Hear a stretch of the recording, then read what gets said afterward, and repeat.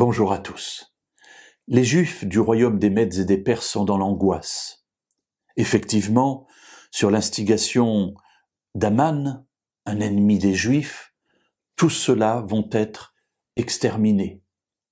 Alors, le seul espoir réside dans la reine Esther.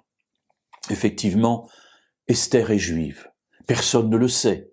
Le roi ne le sait pas, son époux ne le sait pas.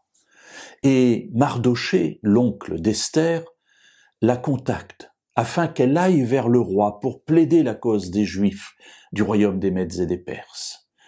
Mais on ne s'approche pas ainsi de ce roi. Même la reine ne peut s'approcher de lui comme elle le veut, et elle risque sa vie en allant vers lui. Alors nous en sommes à ce point dans le récit, et Mardochée prend contact avec sa nièce et lui dit « Ne t'imagine pas, Majesté, que tu échapperas seul d'entre tous les Juifs. Et oui, parce que tous doivent périr.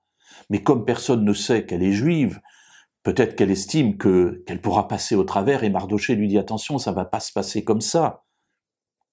Car si tu continues à te taire en cette occasion, le soulagement et la libération des Juifs surgiront d'un autre côté, alors que toi et la maison de ton père, vous périrez. » Voilà, il est en train de dire, tu dois assumer tes responsabilités, tu dois faire ton devoir.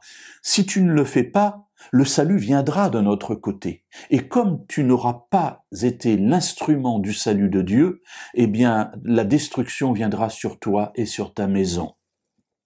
Et il ajoute, d'ailleurs, qui sait si ce n'est pas pour une occasion comme celle-là que tu es parvenu à la royauté? Il y a là quelque chose de très intéressant dans cette parole de sagesse de Mardochée. Dans notre vie, parfois nous nous trouvons dans ces situations, on ne comprend pas très bien pourquoi on s'y trouve. Et alors on essaie d'en sortir.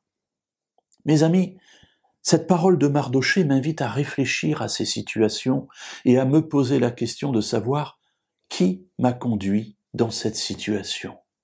Qui a accepté que j'arrive jusque-là? N'est-ce pas Dieu? Alors pourquoi n'y aurait-il pas quelque chose de positif à retirer de ce que je suis en train de traverser?